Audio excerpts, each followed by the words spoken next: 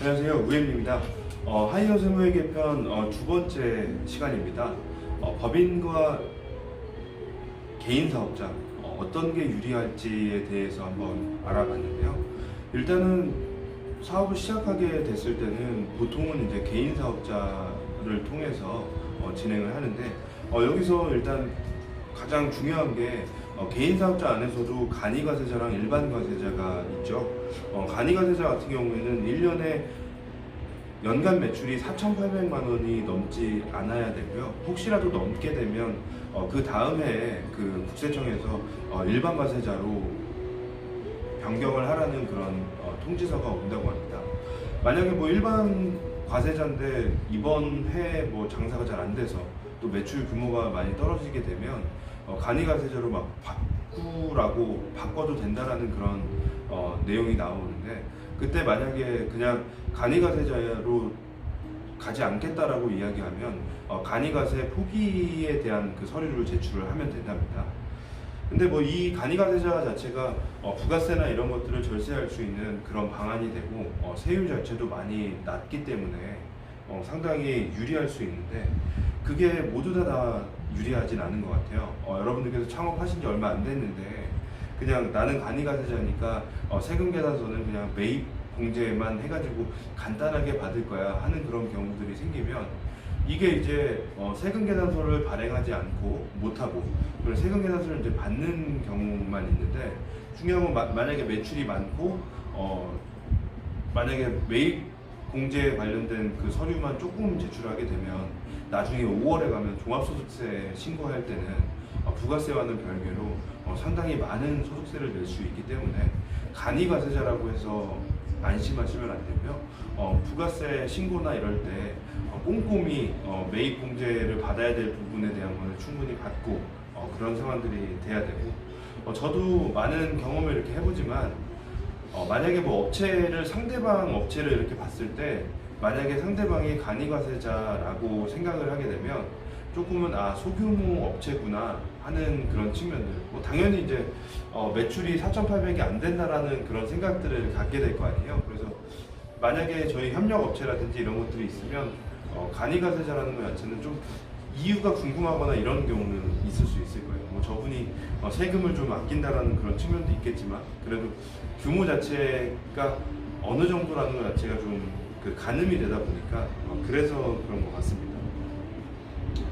아까 말씀드린 거에서 이제 여기 하이어 세무회계 그 김영세 회계사님께 한번 제가 여쭤봤는데, 과연 이 개인 사업자에서 법인 사업자로 갔을 때 어떤 장점이나 어떤 단점이 있을까, 그거에 대한 부분에 대해서 오늘 간단하게 설명을 하겠는데요. 일단 법인이라는 것은 그래도 개인 사업자보다는 상당히 투명하다라는 그런 입장이 사람들한테도 많이 선입견, 고정관념으로 가지고 있을 것 같아요.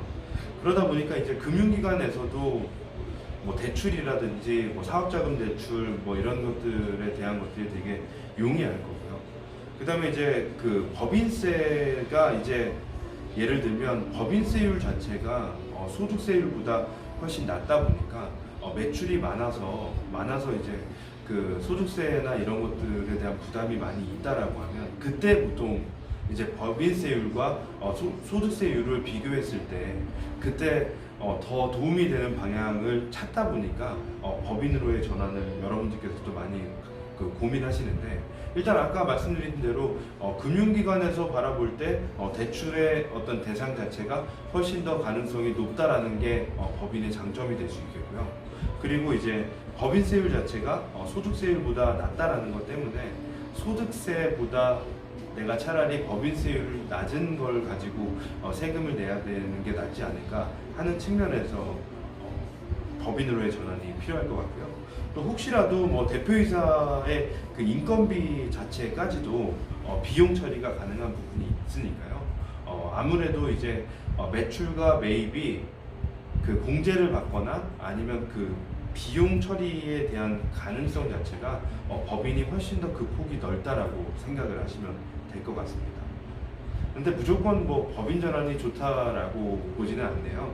제가 이렇게 들은 바로는 일단 첫 번째 여러분들이 제일 불편해하시는 부가세 신고, 부가세 신고를 개인 사업자는 7월과 1월에 하는데 이 법인 사업자 같은 경우에는 4번을 해야 됩니다. 분기별로 한다고 생각하시면 될 것 같은데요. 1년에 4번 정도, 4번 정도. 이제 10월 말이 되면 법인의 부가세 신고가 있습니다. 그래서 또 여기 나와 있는 하이어 세무에게도 이제 10월 법인 부가세 신고를 준비하고 있는 것 같습니다.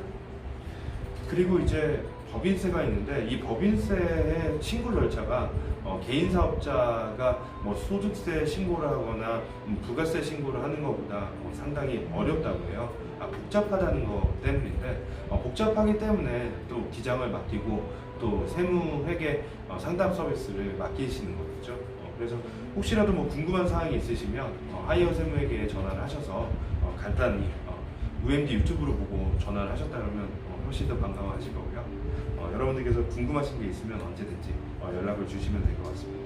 여기 영상 안에 하이어 세무회계 전화번호를 넣어드릴 테니까 혹시나 뭐 법인과 관련된 거, 또 간이 과세와 일반 과세와 관련된 그런 부분이 있으면 언제든지 연락을 해보시면 될 것 같습니다. 저도 궁금한 게 있으면 가끔씩 여쭤보곤 하는데요. 그리고 이제 마지막으로 법인 사업자의 단점은 대표이사가 거의 주인인 경우가 많은데 법인 자체는 대표이사만이 주인이라고 보기도 어려운 것 같습니다. 법인체, 그러니까 따로 또 하나의 어떤 법인이라는 그런 대상, 주체를 가지고 있기 때문에 그 법인의 자금 자체를 대표이사가 손을 대는 것 자체가 상당히 엄격하게 되어 있죠. 거의 불가능하게 되어 있고 급여로 받거나 이런 합법적인 그런 틀 안에서 그걸 받아야 되기 때문에 처리 자체나 이런 것들이 까다로운 것 같습니다. 그래서 오늘 제가 여기 하이어 세무에게 와가지고 간이과세, 일반과세 차이에 대한 것들 간단히 알아보고요.